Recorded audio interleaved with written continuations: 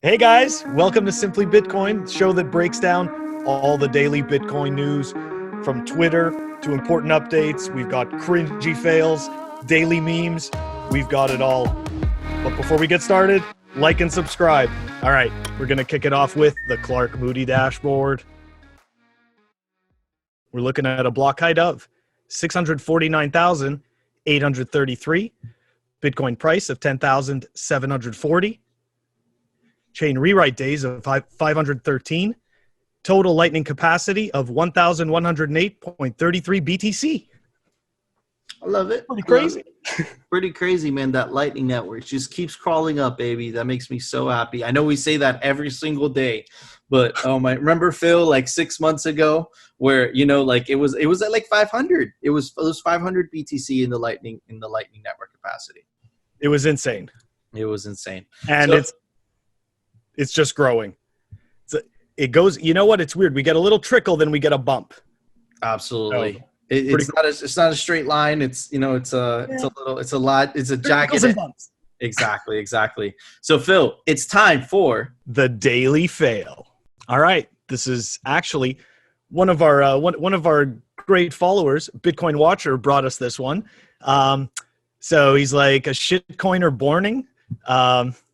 I don't trust this guy promoting Ethereum, WTF, and it's Real Vision, and he's on with Alex Saunders. Okay, for people who don't know Alex Saunders from Nuggets News, I mean, personally, it's just if you're shilling shitcoins, then that's, it's the end of the story for me.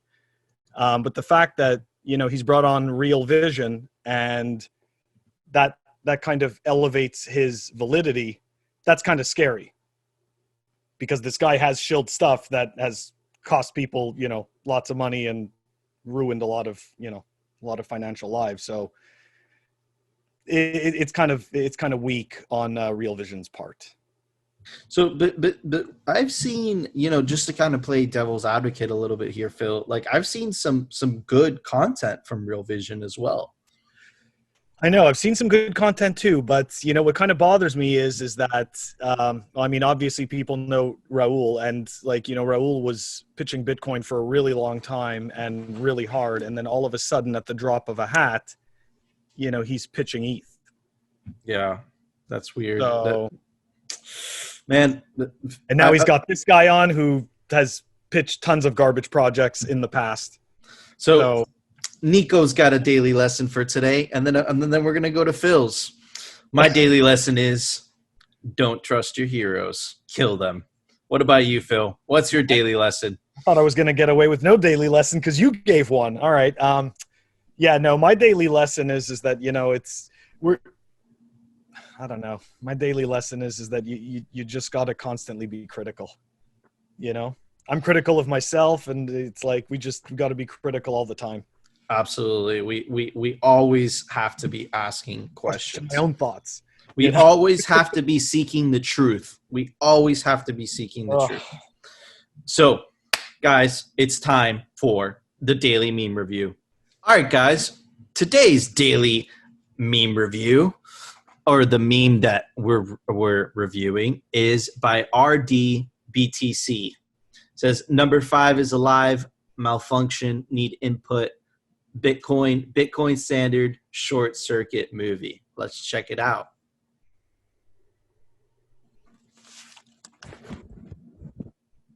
Ooh, Bitcoin standard.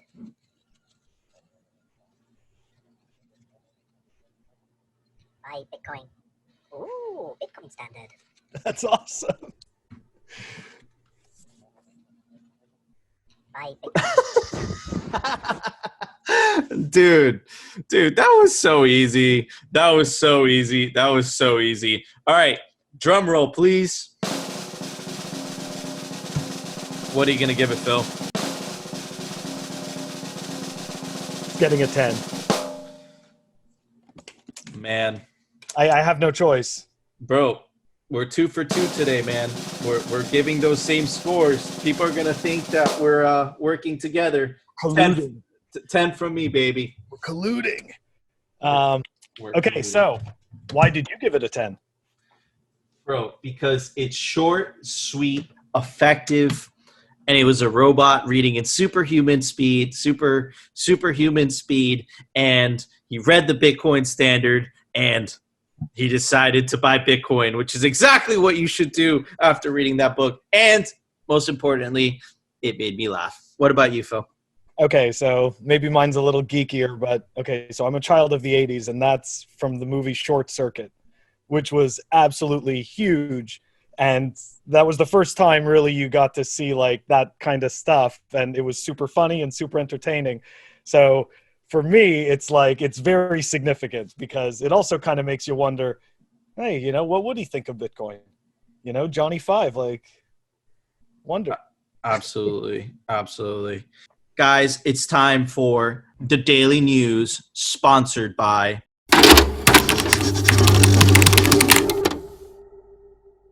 All right, guys, the Daily News is brought to you by the United States Department of Justice.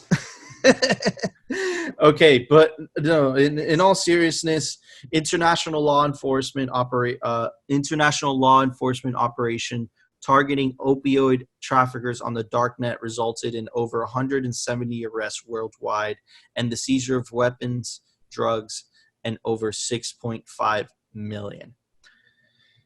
They're making a big deal out of this, guys. They're really cracking down on the dark net. I saw the live stream of the Department of Justice completely describing what they were doing. They've already made 179 arrests, and the name of the operation is Operation Saboteur. So instead of sabotage, sabotage tour, right? What really pisses me off about this, Phil, right, is the fact that Ross Ulbricht got a life sentence because the Department of Justice wanted to make an example out of him so that no other black market marketplaces would pop up, and they epically failed. So free Ross, man. Free Ross. He didn't deserve that sentence. He didn't deserve that sentence. And the war on drugs in general, it's a lost cause, man. Let people consume what they want with their bodies. That's their problem. What do you think about it, Phil? Yeah, I mean, I definitely, you know, I agree with free Ross. I think that's a total freaking scam, you know, because naturally, you know, you're going to have other marketplaces that pop up and provide the exact same services, doing the same things, just, you know, slightly differently. You know, that being said, yeah, you know, I definitely think that, you know, the war on drugs is a complete scam, and it's a waste of taxpayer money. And really the major issue, you know, not to dive down a rabbit hole for this, but, you know, the real issue is the way that we treat, you know, drugs and addiction in our society. So. Absolutely. Anyway. Imagine, like, you know, the marijuana legalization is a great example of that. Instead of putting people in jail, let people sell marijuana, right? With you know, with restrictions, through the regulations. Not only are the consumers going to get healthy marijuana, but the state is actually going to benefit from taxes, man. So it's crazy. But, you know, to shift to the next piece of news for today, man, this is getting 19484, Phil. This is getting crazy. Sure. The Russian ministry wants citizens to report their crypto wallet details. What? Failure to report a wallet which received over $13,000 in 1 year would lead to a punishment of 3 years in prison. In the latest attempt, it wants crypto users to have to report their digital wallet addresses, transaction history, and balance if the wallet receives more than 100,000 rubles, which is around $1,300. Man, this is crazy. The law was signed by President Putin in January, comes into force January 2021. Man, that is absolutely absurd.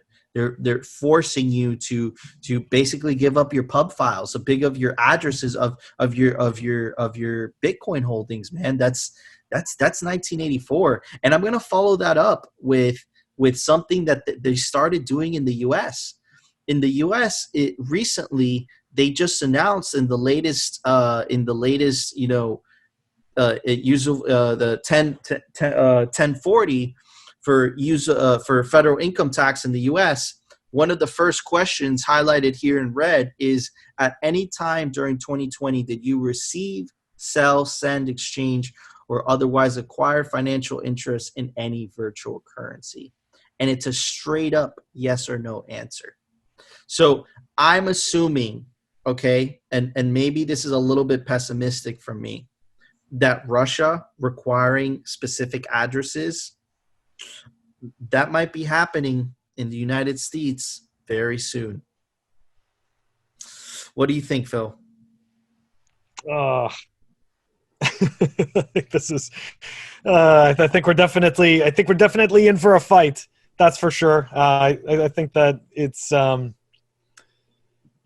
clearly the governments feel that cryptocurrency, but specifically Bitcoin, I'm sure, is a threat, and they are taking actions to to essentially to make us dox ourselves, and more specifically, that you create a a link between yourself and your Bitcoin crypto wallets. Exactly. That gets very dangerous, right? Very dangerous. Very, very. But I'm dangerous. thinking about this, and it's like, if you let's say you use the VPN and you signed in every single time from a different country with let's say your hardware wallet, then all the IP addresses, everything that's registered to you, is registered to a completely different country. Well, what's awesome is that even if you use your own node, there's absolutely no way to That's know right, where it's coming all behind from. Tor and Onion, and it's all Onion routing. Exactly. And the address is Exactly. the address has no location. Wow. Today's was a dark episode, guys, but we do report the news. This is our job, so you guys don't have to do this yourselves. But on a lighter note, guess what? There was an awesome software release today. Why don't you tell us about it, Phil? Software releases. We've got Samurai Dojo version 1.8.0 that was released, and in that release there was some major updates to the Dojo maintenance tool. So guys, don't forget to check it out. Awesome. And guys, like always, we always put those download links down a link description. Guys, if you liked our show, don't forget to subscribe to our Telegram channel so you can send us memes to review. And of course, we absolutely love you guys. Love from myself, love from Phil, love from Satoshi. And of course, guys, tune into the next one. And of course, we are simply Bitcoin and no shit coins.